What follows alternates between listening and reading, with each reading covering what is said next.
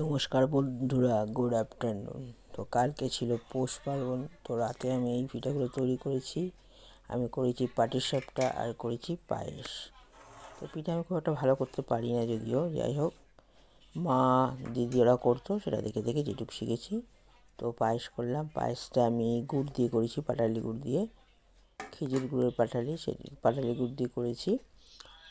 আর কাজু কিশমিশ দিয়েছি। পায়েসটা আমার প্রায় হয়ে এসছে। আর আমি এখানে গুড়টা ভিজিয়ে রেখেছি, চালটা ভালো করে সিদ্ধ হয়ে গেলে এটা দিতে হয়। আর এখানে একটা বেগুন কেটে নিয়েছি পেছনটা, ওটার মধ্যে তেলের মধ্যে চুবিয়ে রেখেছি, ওটা দিয়ে আমি পাটিসাপটা করব। তো পাটিসাপটাগুলো মানে ওঠানো একটা ব্যাপার আছে। তো আমি আগের বছরও করেছিলাম, ভালোই হয়েছিল। তো এইবারও একটু চেষ্টা করে দেখি কতটা হয়। ঘরে করলে 2-3টে করে খেতে পারবে, বাইরে কিনে খেলে তো সে একটা আর বেশি হয় না। তো যাই হোক বন্ধুরা, পায়েসটা দেখো আমার প্রায় হয়ে এসছে। পায়েসটা নামিয়ে নিয়ে আমি এখানে পাটিসাপটা করে নেব।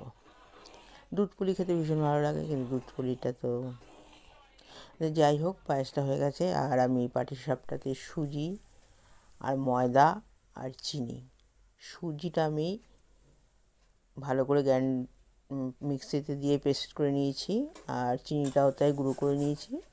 ময়দা আমি 200 সুজি আর 8 চামচ ময়দা আর 4 চামচ চিনি, এটা আমি গুলে নিয়েছি। আর একটা গুঁড়ো দুধ দিয়েছি, আর লিকুইড দুধ দিয়ে আর জল দিয়ে এটা গুলে নিয়েছি।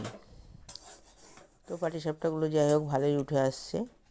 তো আমার প্রায় তৈরি হয়ে গেছে বেশ অনেকগুলোই। এবার গ্যাসটা বন্ধ করে দেবো। তো ব্যাস কমপ্লিট। সবাই খুব ভালো থেকো, আবার দেখা হবে একটা নতুন